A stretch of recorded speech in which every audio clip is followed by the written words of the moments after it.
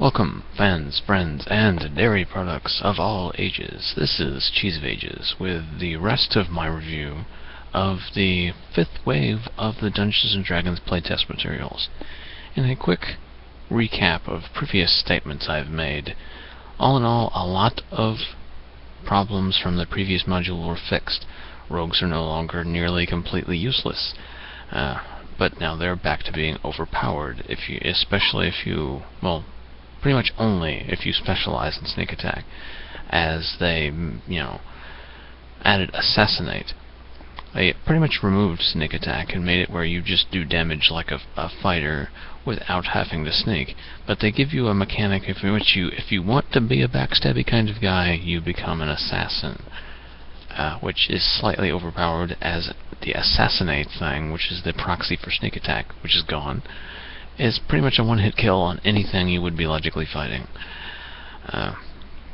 And they fixed 2-weapon fighting not being compatible with the rogue damage mechanics by 1, removing the rogue damage mechanic, and 2, making it where you don't you don't have disadvantage with it. It's a set attack penalty rather than using disadvantage, which made it where the rogue couldn't do it at all.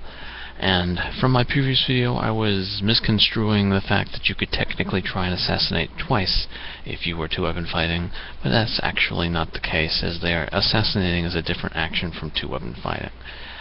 And plus, you don't get advantage on your attacks, you get advantage.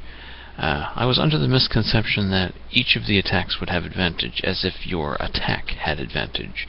But no, it's actually pretty clear that it's you that has advantage.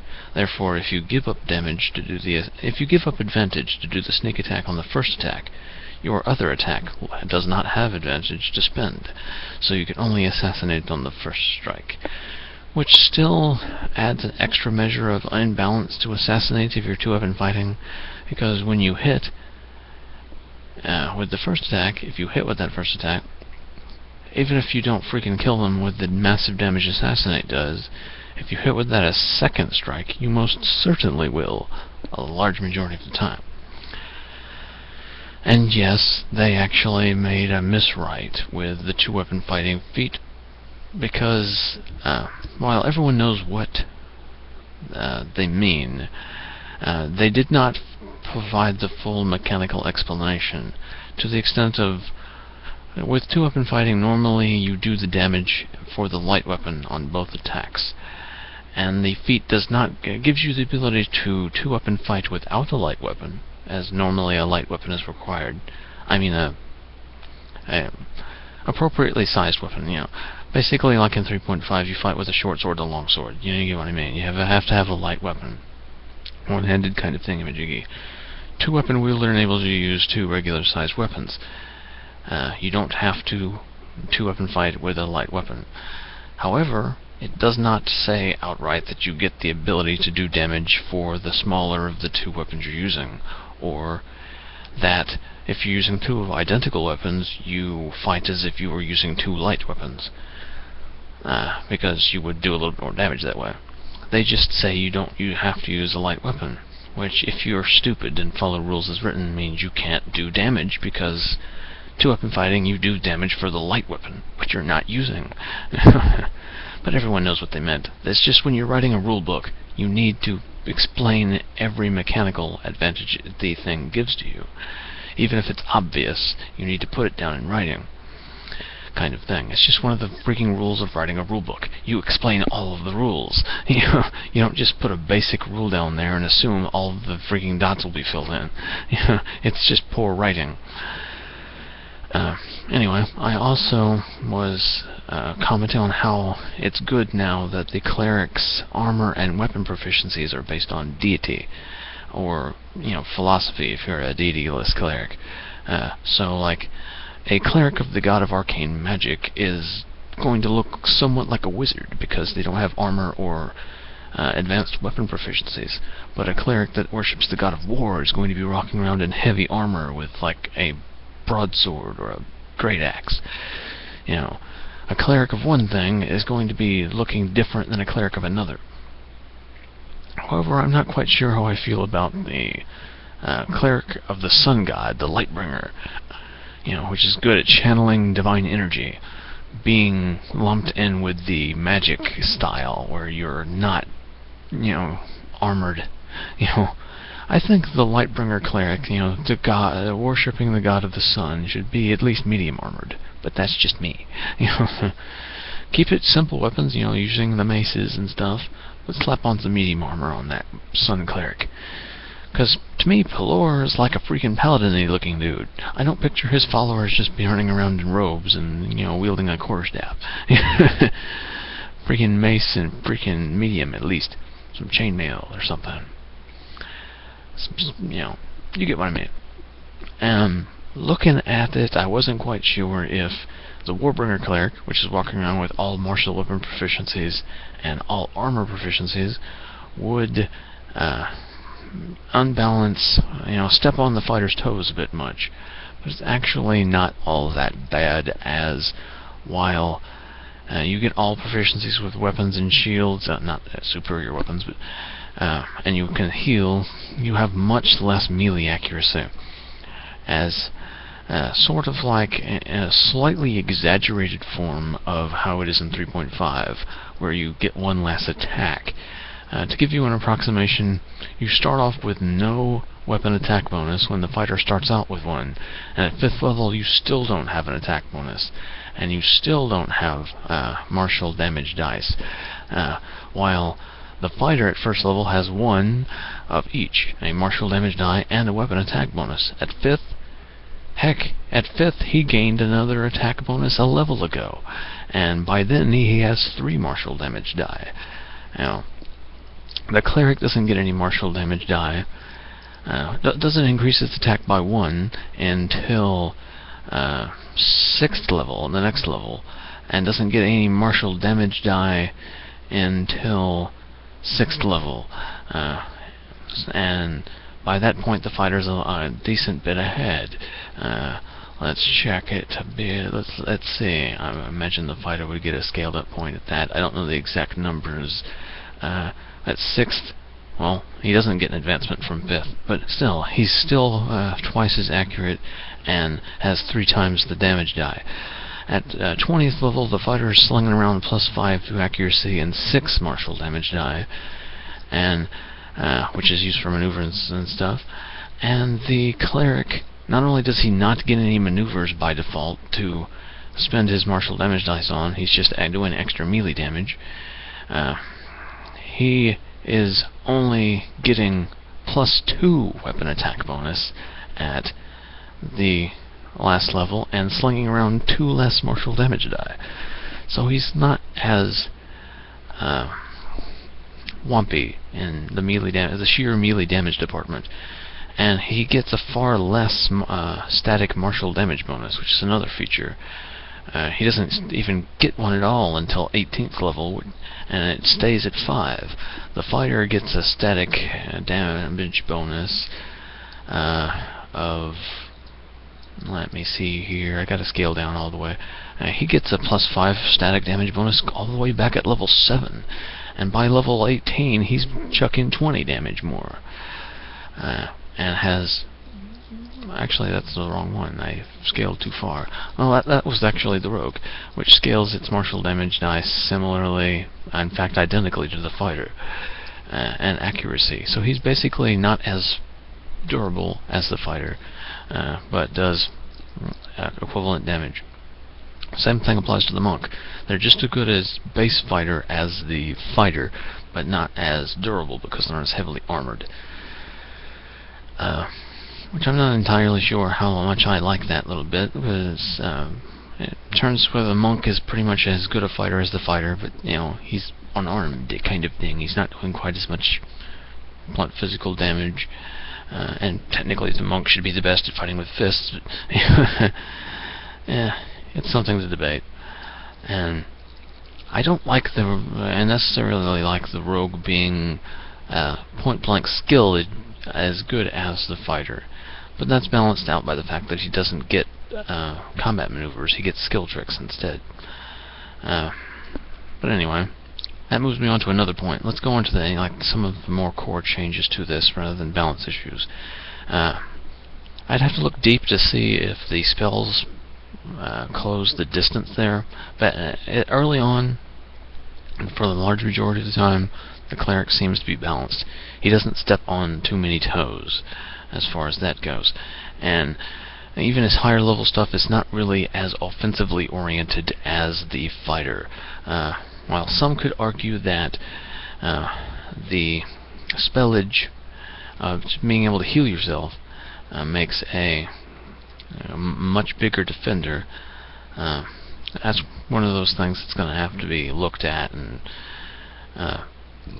analyzed. Let me look at it real quick. I probably should have looked at this beforehand, but let's look at Cure Light Wounds, see if they've changed that a little. Hang on, just give me just a second. I'm okay. Okay, yeah, they fixed that. No, they didn't. I was mistaken there. So yeah, I'm not entirely sure if the Cure Light Wounds can target you. And the wording is weird, and I've never actually looked too deep into the spells with my playtesting. But basically, yeah, the cleric is a little bit overpowered in that department, in the sense that he can pretty much heal and attack at the same time.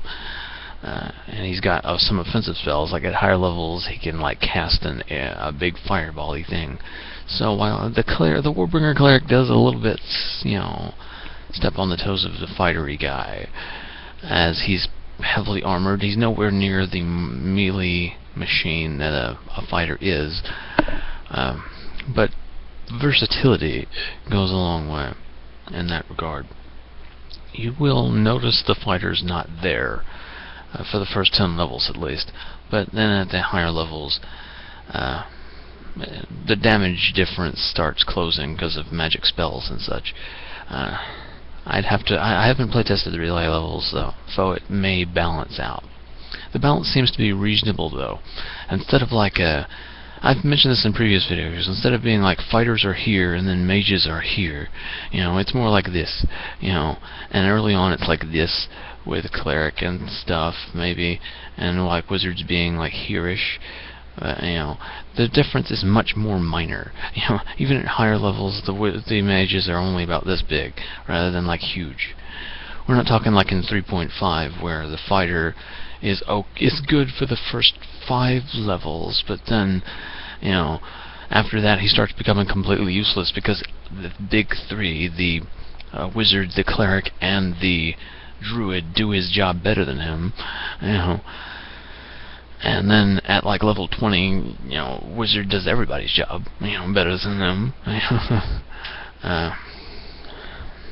But yeah, balances and issues aren't as glaring as that. Anyway, I say far too much. Let's get on some actual changes beside that are balance related and stuff I've already covered. I'll crack open the Read First document, which summarizes the general stuff in the playtest packet. As I've mentioned before, it takes it to 11 to 20. Critical hits have also been scaled back a little. Their damage no longer scales with level. It's more comfortable, but still, the damage math needs to be worked out, because the monster math does not work at all. They are trying to make it where AC is done a scale of monster challenge, but that means that every level can hit every monster. And with the damage, the HP of the monsters being so low because they haven't adjusted the math properly, you have that problem with the first level rogue being able to take off a 5th or more of a 13th level monster's hit points and being able to hit them consistently. It just doesn't work. Anyway, they've also added falling rules, which, no one's really, you don't care about that. They're just falling rules. They're pretty much the same falling rules we've always had in the system, because they've pretty much not changed at all for a long time. Even in 4th, they were pretty much identical to the falling rules in 3.5 and 3rd edition. Rules for casting and armor were added, and I've mentioned the 2-weapon fighting rules before, but casting and armor has been, rules for that have been added. And unlike in 4th edition, where you could cast an armor regardless, you can cast an armor that you're proficient in without any drawbacks. But if you cast an armor you're not proficient in, you just can't cast. And this applies to Divine Casters as well, which is unlike in 3.5, in which Divine Casters were omitted from proficiency rules.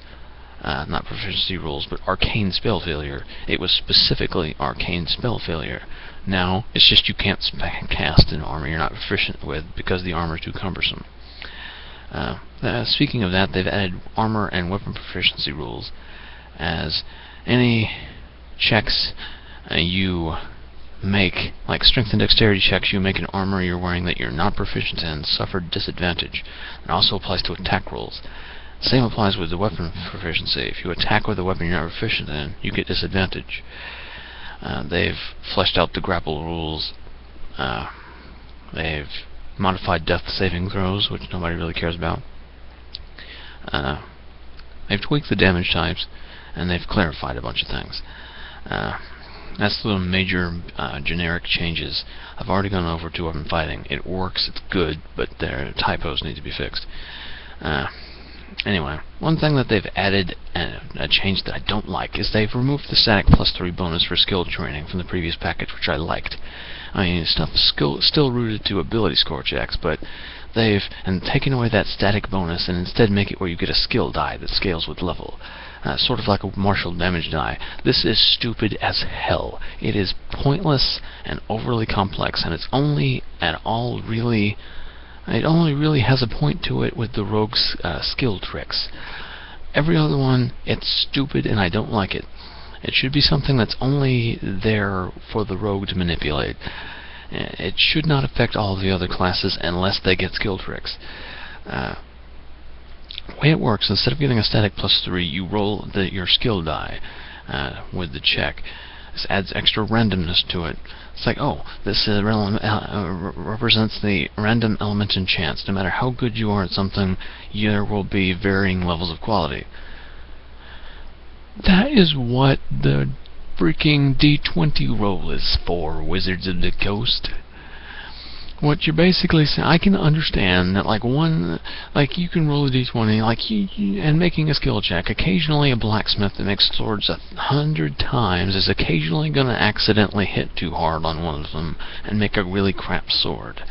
But basically, you're saying that if I rolled the exact same number on my d20 and made the exact same quality of sword with previous rules, like made freaking 12 swords. Let's say I'm a master blacksmith. Making long swords is pretty much like as easy as sharpening a stick. You know, to me, making a freaking plain long sword is easy as picking up a pencil. Or sharpening a pencil. Yeah, and you're saying that I'm 20th level blacksmith. Making a long sword is a walk in the park.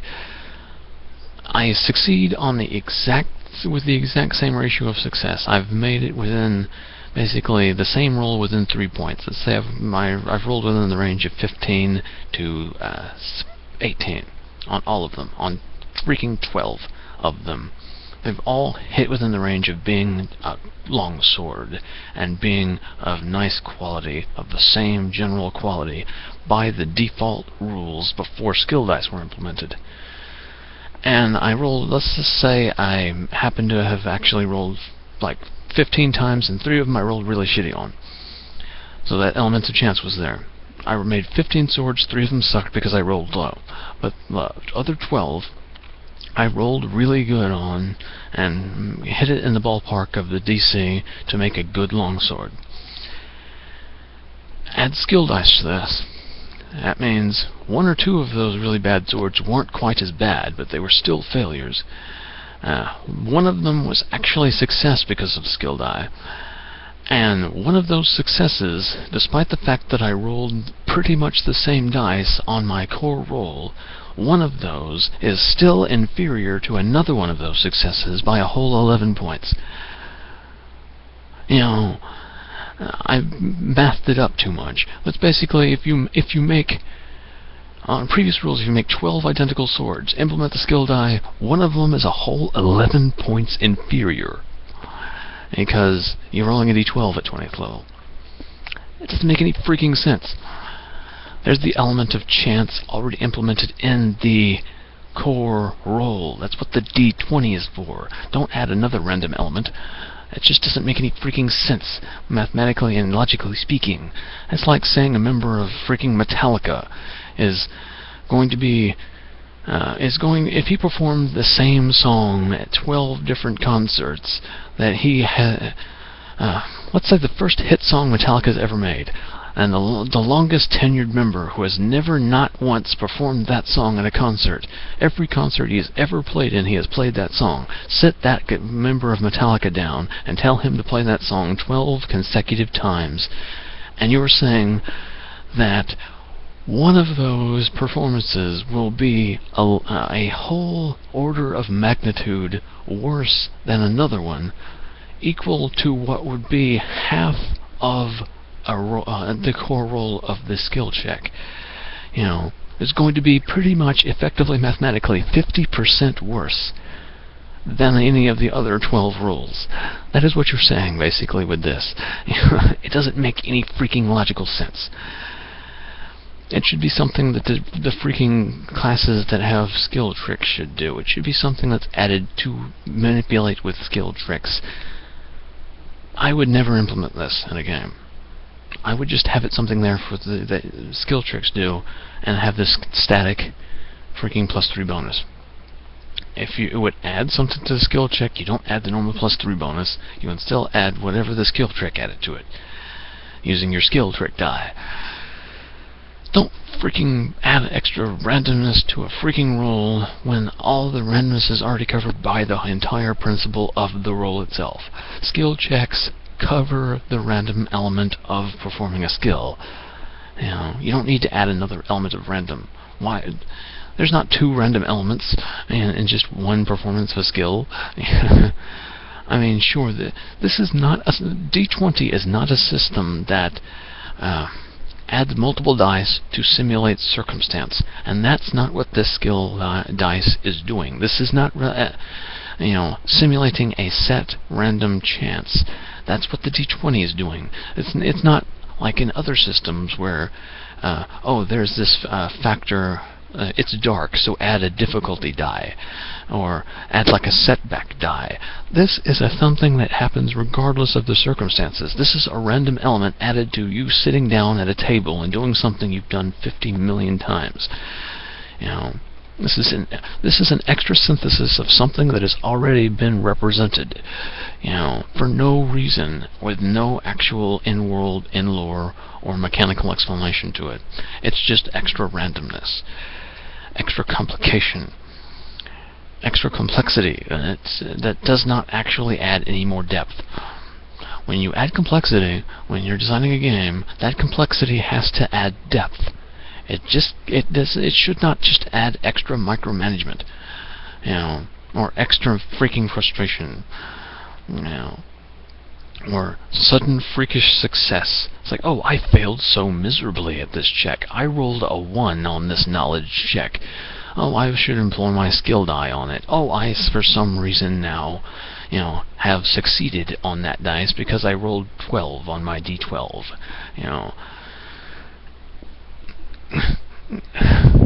It's them trying to freaking figure out the scaling of skills. But it was freaking fine. I hate skill dice, if you haven't freaking gotten that impression yet.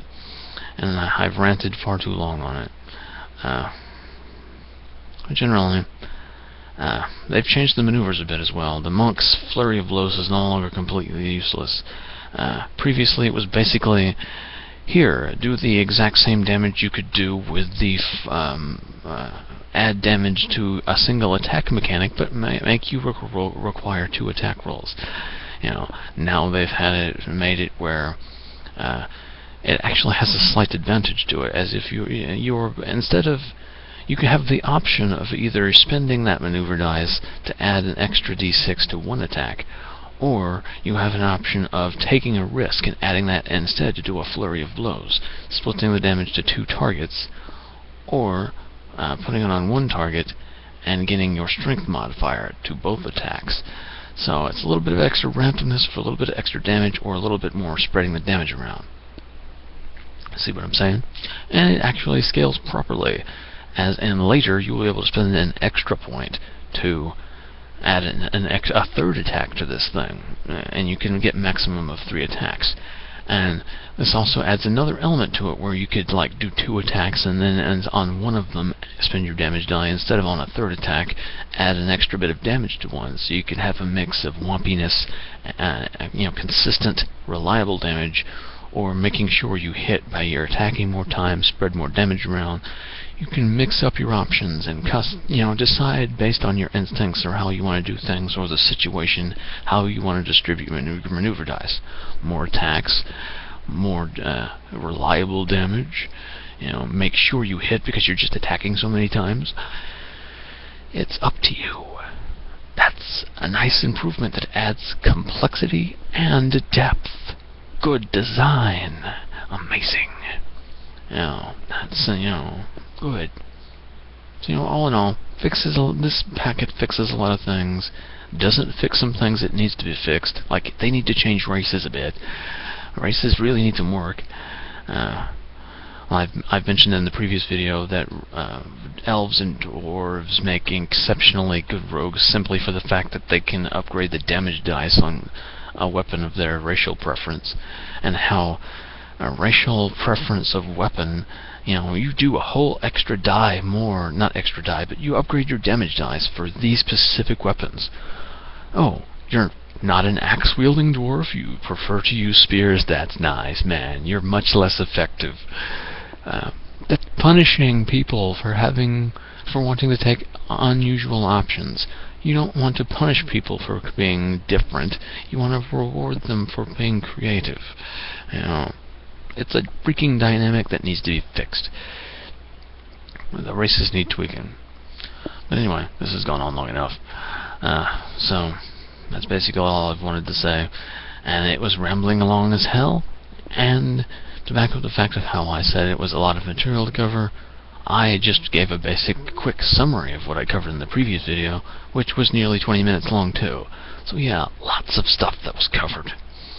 And I rambled a bit. So forgive me. Anyway, this is Cheese of Ages signing off. Look forward to my review of the Star Wars Edge of the Empire from Fantasy Flight Media, which is still in its last legs of its beta test. I'll be reviewing that soon. Anyway, just Cheese of Ages signing off.